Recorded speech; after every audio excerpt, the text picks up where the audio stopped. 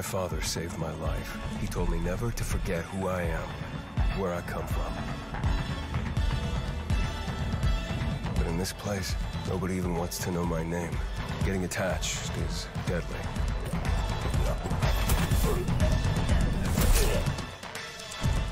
Because when darkness comes, I might be gone.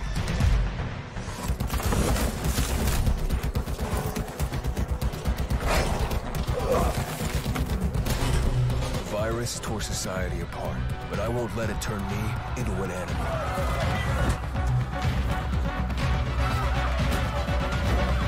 Staying alive became the essence of our existence, yet life must be more than just survival.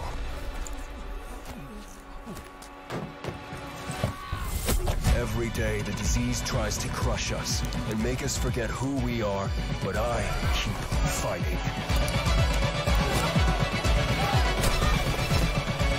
My name is Aiden, and I am infected.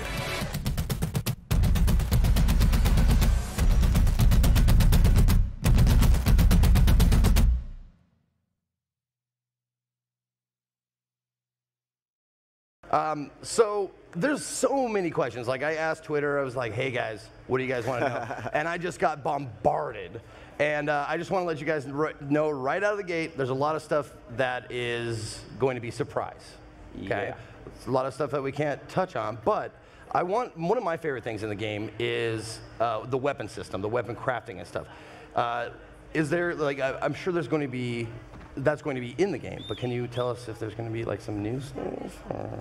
Well, there'll be a lot of new weapons Okay. in the game.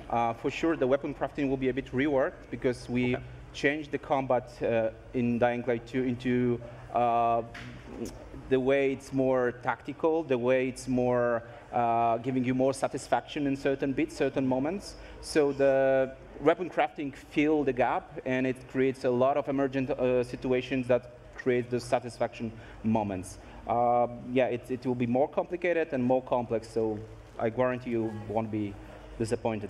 Very cool, very cool.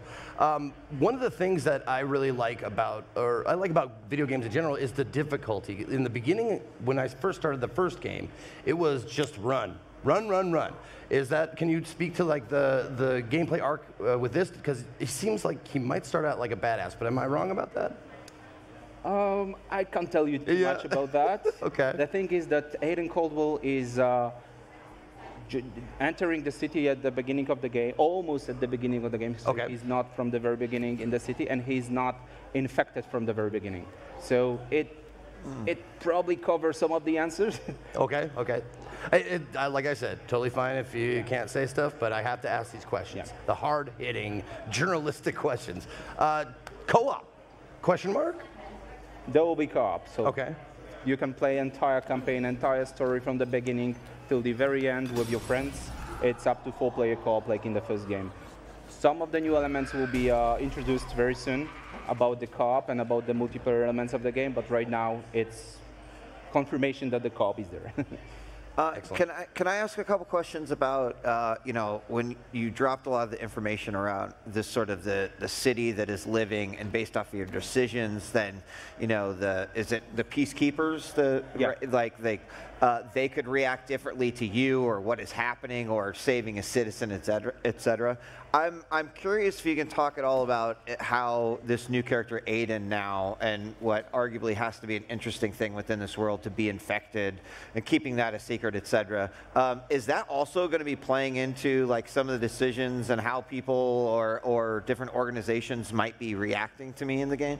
Yeah, it plays a pretty big role. One of the big pushes with Dying Light 2 was to sort of like really focus on choice and consequences. And like, you know, working on like RPG games in the past, it's really easy to do that with like human interactions. Right, right. But what's really impressed me about Dying Light 2 is the sheer amount of environmental reactivity that may occur as a result of your actions in the game. And really, when I saw the first few examples of it, I'm like, Adrian, you got to be freaking kidding me. He's like, no, wait, watch this. It's really empowering for a player. Yeah, I mean, That is exciting overall, too, because it means that when Zeke plays and I play and we start talking about it, it's like, well, no, wait a second. That didn't happen. It's like, well, I made these decisions. And to me as a player, that is also interesting because I tend to be a good player on the side of like maybe chaotic good, but more good. And when you get put up with those even more difficult decisions and you don't know what effect that will have, like on the ripples on the world, that's super exciting. Yeah, one of the big goals is actually have the players sort of like discuss their experiences and how their gameplay has been different in each playthrough, and then share it online and talk with each other and share their experiences. That was also a big part of it. Yeah. And when you talk, like you actually mentioned each playthrough, can you talk about like the replayability factor? Yeah, you can finish the game without seeing 50% of the content even. So really, when you play again, speedrunners, are you listening? That's a challenge. So the cool thing is like when you're playing again, you know the consequences based on your previous choices. So now you can turn left, turn right, and play it differently, and the world will look different. So it's a super exciting motivation for playing this game again, especially if this is the action game, and a lot of choices have the tremendous influence into the game world. So the scale of the consequences is super high. Sometimes it's really like from movies, like disaster movies with 2012 or something like that. Like apocalyptic choices. I like the sound of this. So if you play it differently, you're gonna see different things. So it's very much connected with Dying Light. Will we as players know the weight as we're making some of these decisions, or? Yeah, actually, the way the choices are framed, it's always fair to the player to let them know what the stakes are. But then sometimes, I guess. it kind of helps. But then, like, we dump a crap load of pressure on the player at the moment when they make the decision. So you know what the stakes are. You've got limited time to decide, and there are pluses and minuses to each one. But we want players to be able to make those difficult decisions, and then also be like see the results of those in the game world. Awesome. Yeah, but the thing is that we were working a lot on those choices to make sure that we won't lose the DNA of Dying Light 1.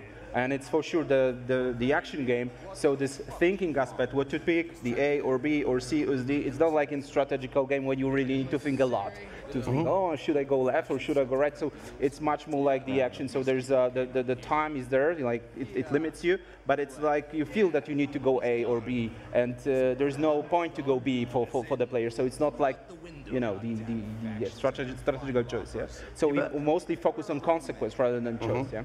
Well, I'm super happy to hear you say that because I've played a lot of like adventure games, action games, or whatever with a story, and it's always so frustrating when choices don't matter, And I'm glad to hear you say like, shit will change if you make like these choices. I love that. Dying Light 2, shit will change. There you go. You're welcome. Trademark. Pay me now. Pay me now. Check in the mail. Okay, cool. All right, so another really, really exciting aspect of playing the first one was the parkour. Can you tell us like any innovations, updates, that kind of stuff? Yeah, we doubled the move of the parkour moves, so that's the one thing. So it's much more fluid when you just exploring to the city. We introduced last year the. I'm sorry. When you say double the move, what do you mean by that? Like the speed animations or the... when you interact with environment. Okay. And we introduced last year something called the parkour puzzles. So there are certain puzzles, where you really need to look at your stamina and measure it, find the road, find the place that you want to rest. I love that. And there's a lot of those kind of things. And in the demo we've created for the show, we also introduced something like improving your avatar. So it's not only about skills that you can unlock for having new moves or be more efficient in moving. You also have some tools. Yeah. So you are upgrading your avatar. You have your tools on your body. You have a new grappling hook, which is really great. You can. That was one of the questions. Like, ask them about the grappling hook. Yeah, it's not just for moving through the city. It could be used in a combat in any different cases. Yeah. Now,